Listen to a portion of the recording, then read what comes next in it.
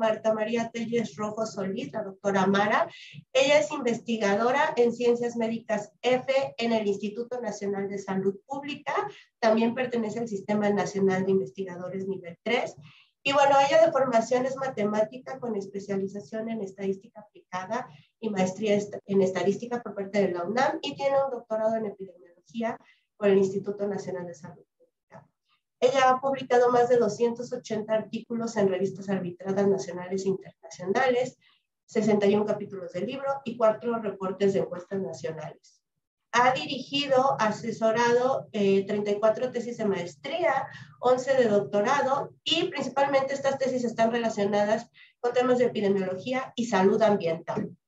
Desde el 2002, la doctora Mara es investigadora responsable desde la parte mexicana de 2 grandes cortes al nacimiento.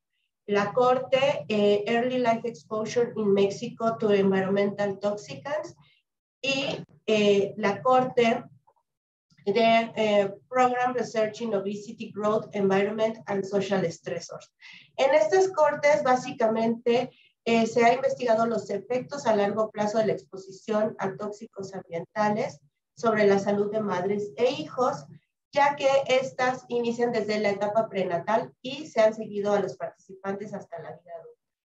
En esta investigación se realizan colaboraciones con las universidades de Michigan, Indiana, California, la Escuela de Medicina de Monte Sinaí, la Universidad de Columbia y por la parte de México también se involucran el Instituto Nacional de Salud Pública, el de Perinatología, el Hospital ABC, la Universidad Iberoamericana y el Instituto Mexicano del Seguro Social.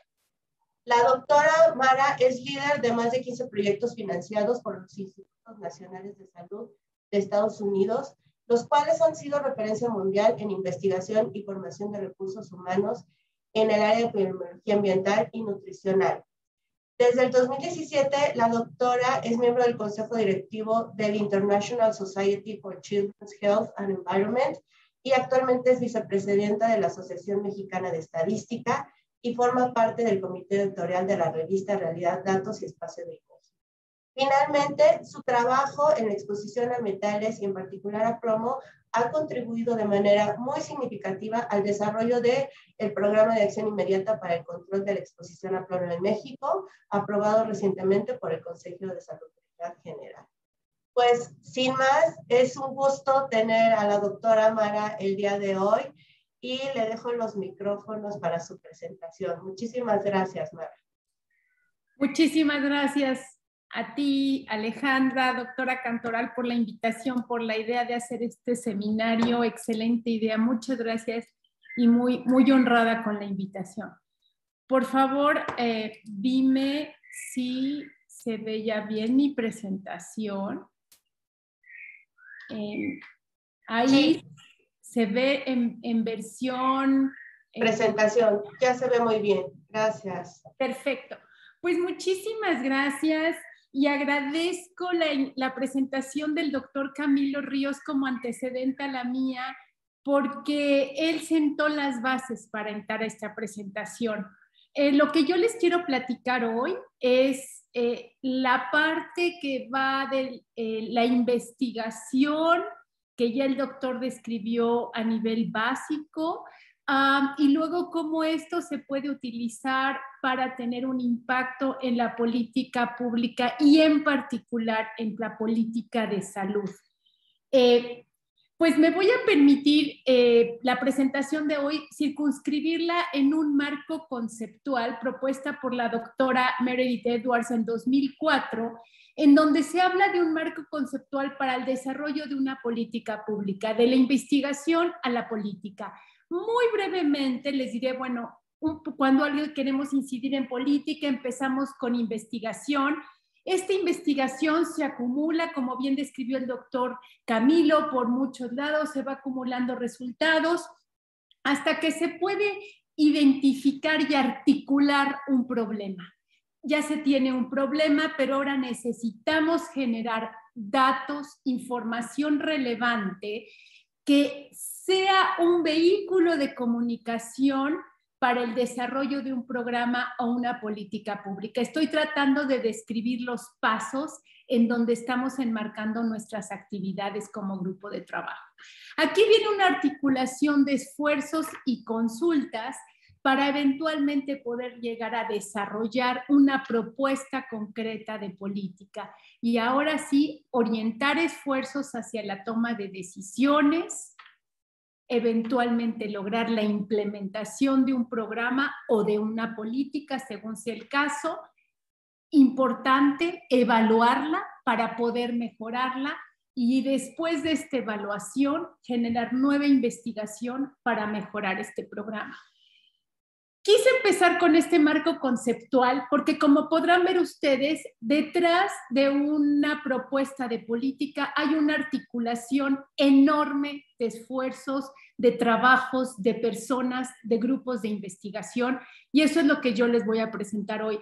Soy portavoz de un grupo muy grande de trabajo detrás de los resultados que estoy proponiendo, de un grupo de trabajo en el Instituto Nacional de Salud Pública, una colaboración muy estrecha con PureEarth, que ya el doctor Camilo Ríos lo comentó, una colaboración muy grande con el doctor Camilo Ríos, con la doctora Cantoral y un grupo muy grande en el Instituto Nacional de Salud Pública, al cual le tengo toda mi gratitud. La manera como he pensado estructurar esta presentación hoy es que les voy a hablar en particular de 3 metales: plomo, mercurio y cadmio. Les voy a contar un poco la parte epidemiológica y en dónde estamos en este camino hacia la política pública en México. Empezaré con plomo, que es uno de los tóxicos más estudiados. La infografía que ven ustedes aquí la produjo la Organización Mundial de la Salud y su texto es contundente, comprobado: el plomo es tóxico. De hecho, el plomo es uno de los 10 tóxicos de mayor preocupación para la salud pública, dicho por la Organización Mundial de la Salud. El doctor Camilo Ríos presentó una gama importante y su explicación de los efectos en el neurodesarrollo, y entró en mucho detalle con los problemas que la exposición a plomo genera. Yo me voy a quedar a nivel epidemiológico diciéndoles que el efecto a nivel neurológico, problemas de atención, de aprendizaje, de conducta, han sido ampliamente documentados y son los que más. Pero muy importante es que no son los únicos.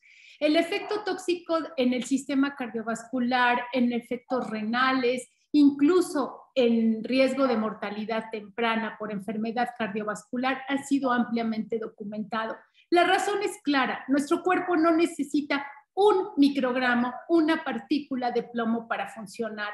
No es como el manganeso que ya describió el doctor Camilo, que tiene una función. El plomo no tiene ninguna función y toda partícula en el cuerpo es tóxica.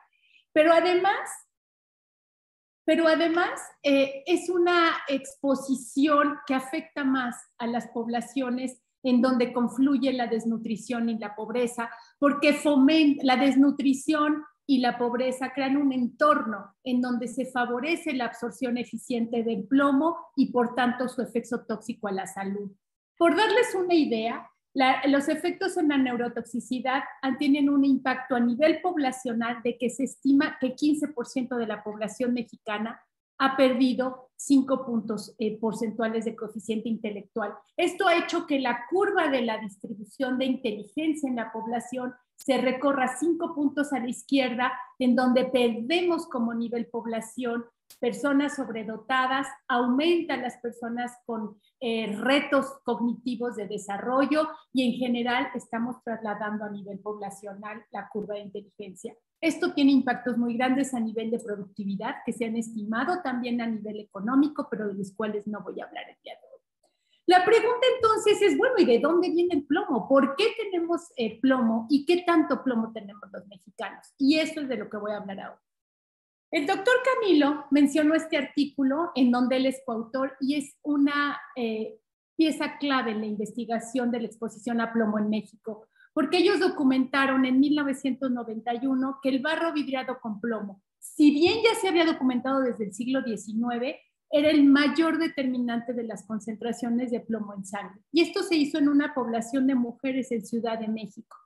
Como él les dijo, es esta bellísima losa de barro en la que quien conoce la comida mexicana, la cocina mexicana, quienes hemos nacido en esta cultura, pues es una riqueza cultural, pero el problema es que está vidriada. El esmalte que cubre el barro se hace con base de plomo, y entonces esta loza que se hace en hornos domésticos, rurales, que no alcanza las temperaturas adecuadas para fijarlo en la superficie que va a entrar en contacto con los alimentos, se queda disponible. De tal manera que cuando llegue el alimento a la loza, el plomo de este barniz se libera, contamina el alimento y nosotros lo ingerimos en los alimentos. Este artículo del 91 tan importante, yo creo que no se le dio la atención que merecía porque era en una población de Ciudad de México. Entonces nuestro grupo de trabajo dijo, bueno, ¿cómo podemos nosotros generar información relevante para seguir transitando este camino de la política pública? Y la respuesta que encontramos como grupo de trabajo es, vamos a tratar de generar información a nivel poblacional, que podamos decir, esta es la prevalencia de intoxicación en una población. Y así es como llegamos nosotros en el grupo de trabajo donde está la doctora Cantoral como una persona clave del equipo, el doctor Camilo Ríos y su servidora, y lo que hicimos fue tratar de generar información a nivel poblacional y preguntarnos cuál es la prevalencia de intoxicación por plomo en niños recién nacidos. ¿Por qué niños recién nacidos? Por varias razones. Primera, porque era un proyecto en donde aborda una población altamente vulnerable, un recién nacido que no tiene por qué nacer con niveles de plomo en la sangre, están todos sus órganos y sus funciones en desarrollo y es altamente vulnerable. Por otro lado, el entorno es completamente controlado. La exposición viene del ambiente intrauterino. Y así podríamos, además con bajos recursos, porque no teníamos recursos financieros para este proyecto, tratar de contestar esta pregunta a nivel estatal. ¿Cuánto plomo tienen los niños que nacen en Morelos? Los resultados que encontramos fueron los siguientes. Encontramos aquí la prevalencia de intoxicación por plomo fue del 17%, pero además había una relación directa con el consumo de la madre de loza de barro vidriada. Si ustedes ven la gráfica en el lado derecho, lo que vemos es la frecuencia de uso de loza de barro vidriada de la madre durante el embarazo, y como pueden ver, los niveles de concentración de plomo en sangre en cordón umbilical aumentan muy claramente conforme la frecuencia de la madre aumenta, teniendo una relación prácticamente lineal. Si ustedes se fijan en la barra en donde dice nunca, son las madres que no usan barro vidriado y cuyos hijos nacieron con una media de plomo en sangre de 1.31. Esto no es adecuado, pero es comparable a países que tienen una política de control de exposición a plomo. Debería de ser menos, pero nada que se compare con las mujeres que están expuestas al barro vidriado. Para darse una idea, prácticamente el 60% de las madres declararon haber usado este tipo de loza durante el embarazo y de estas, el 70% lo hicieron diariamente. Les recuerdo que estoy hablando de una muestra representativa del estado de Morelos.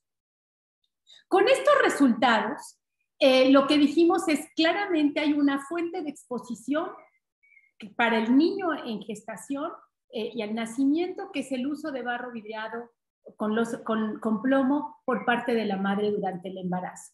Este resultado fue contundente y nos permitió entrar por primera vez en la encuesta nacional de salud, no es cierto, esta es la segunda vez, disculpen, en la encuesta nacional de salud y nutrición en 2018-2019. Y aquí la pregunta era, ¿cuál es la prevalencia de intoxicación en todo el país y cuál es la principal fuente de exposición? ¿Cuánto plomo tenemos los mexicanos? Por restricciones presupuestales nos enfocamos en los niños como población particularmente vulnerable y de 1 a 4 años de edad.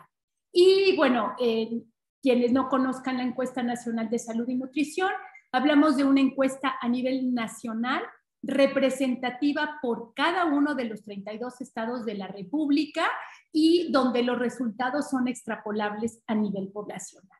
Así llegamos a presentar esta gráfica que nos permite identificar cuáles son los estados con la mayor prevalencia de intoxicación por plomo de niños, insisto, 1 a 4 años de edad, pero además cuál es la contribución del uso de losa de barro vidriada en esta prevalencia. Si ustedes ven la barra roja, refiere a la parte de la prevalencia de la intoxicación de los niños que es atribuible al barro vidriado. Tenemos estados con una prevalencia tan alta como Puebla, que prácticamente la mitad de los niños tienen niveles de intoxicación, y cuando hablo de niveles de intoxicación me refiero a la referencia con la norma vigente actual, la norma 199 de 5 microgramos por decilitro de sangre. De ahí siguen estados como San Luis Potosí, Tlaxcala, Estado de México, Oaxaca, con prevalencias muy elevadas. Como insisto, la fracción roja es la que se atribuye al uso de barro vidriada, y lo que nosotros podemos ver aquí es que el barro vidriado es la principal, pero no la única fuente, porque tenemos una fracción importante que es la parte azul de las barras. Actualmente estamos trabajando en tratar de caracterizar esta fuente de exposición y tratar de controlarla también. Pero también identificamos que hay estados con niveles bajísimos de intoxicación por plomo en niños, como pueden ser Sinaloa o Tabasco, en donde prácticamente no encontramos ningún niño con niveles elevados. Bueno, estos resultados, esta media nacional del 17%, nos permitió estimar que 1.4 niños y niñas de 1 a 4 años de edad en México tienen niveles de intoxicación. Este dato fue contundente y atrajo la atención de las autoridades de salud en México, y nos permitió en 2019 que se aprobara el programa de acción inmediata para el control de la exposición a plomo en México. Esto se logra con la articulación de esfuerzos muy importantes de un grupo en México que se llama Mundo Químico, que tomó estos resultados que traíamos del ENSANUD, articula esfuerzos para llegar a la política pública. Bueno, para nosotros esto fue un gran paso, y este programa se organizó en 5 ejes. La revisión del paquete normativo, del que el doctor Camilo ya mencionó. Estamos trabajando para bajar de 5 microgramos a 1 microgramo la norma. La definición de un protocolo de manejo clínico de casos para los casos de intoxicación por plomo en México, un componente para el cambio de exposición generalizada, que es el barniz del barro vidriado, un componente de vigilancia epidemiológica y uno de promoción de la salud. Actualmente estamos trabajando en cómo implementar estos 5 ejes. Como se podrán imaginar, los tiempos de COVID, fue difícil competir con COVID en este programa, pero seguimos avanzando. En resumen, lo que tenemos ahora es que en términos de política pública, el plomo hemos llegado, los cuadros en verde pueden ver cómo hemos llegado hasta orientar esfuerzos hacia la toma de decisiones. Ahorita para nosotros el reto es la implementación y el reto es la evaluación. Hasta aquí lo dejo con plomo y quisiera ahora pasarme rápidamente a mercurio. Mercurio es otro metal pesado.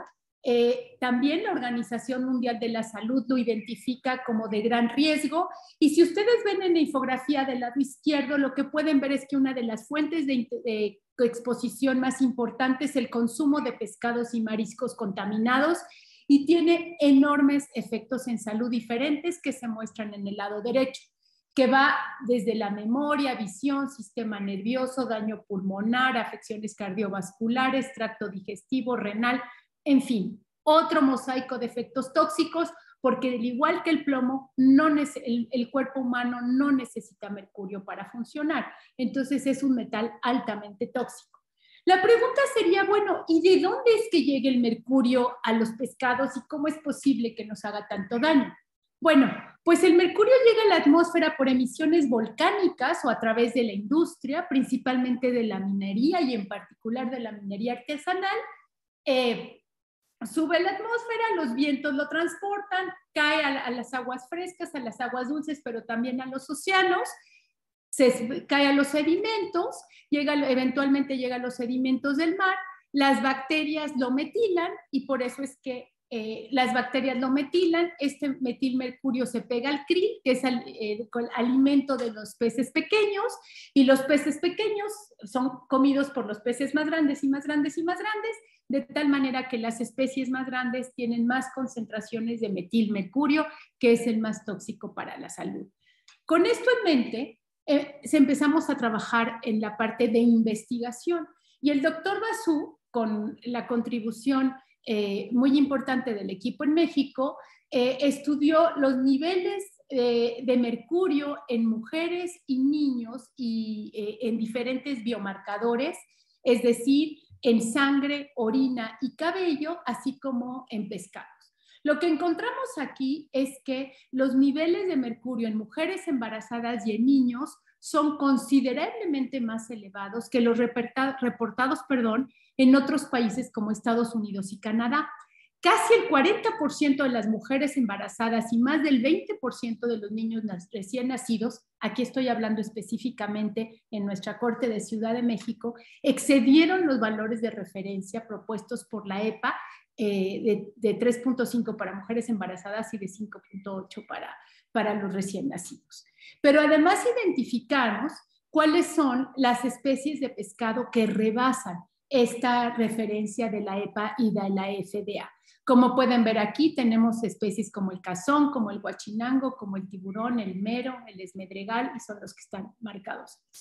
Con esta información y siguiendo este marco conceptual de generar investigación relevante que puede articular una política pública, la doctora Cantoral dirigió este artículo que es fundamental en este tema, en donde describe el consumo de pescados y mariscos a nivel nacional, utilizando la Encuesta Nacional de Salud y Nutrición, pero también estimó la exposición a metilmercurio y ácidos grasos poliinsaturados omega 3 a través del consumo de pescados y mariscos a nivel poblacional, y provee la primera evaluación riesgo-beneficio del consumo de pescados y mariscos en México. Como les decía, utilizar como referencia la Encuesta Nacional de Salud y Nutrición es altamente importante por su representatividad en el país. Y bueno, lo que ella encuentra es que las especies más, se consume, baja proporción de población consume pescado en México, alrededor de 13%, lo hizo el día anterior, y las especies más consumidas fueron atún enlatado y cazón, que coinciden, que son de los que tienen más concentraciones de mercurio, que ya había mencionado en el artículo anterior. También se consume mojarra, camarón, lisa y carpa, dentro de los 5 más consumidos, pero no coinciden con ser aquellos de mayor concentración de mercurio. Si regresamos a nuestro marco conceptual, lo que vemos es que el mercurio está un poquito más atrás en este camino que estamos tratando de seguir para incidir en política pública, pero va avanzando. Ya pasamos de la investigación, ya hay una articulación de un problema, ya estamos generando datos e información relevantes orientadas a una política. Falta articular esfuerzos, falta el desarrollo de la política, falta un camino que recorrer, pero estamos avanzando. Finalmente, y para terminar, quisiera hablar muy brevemente del cadmio.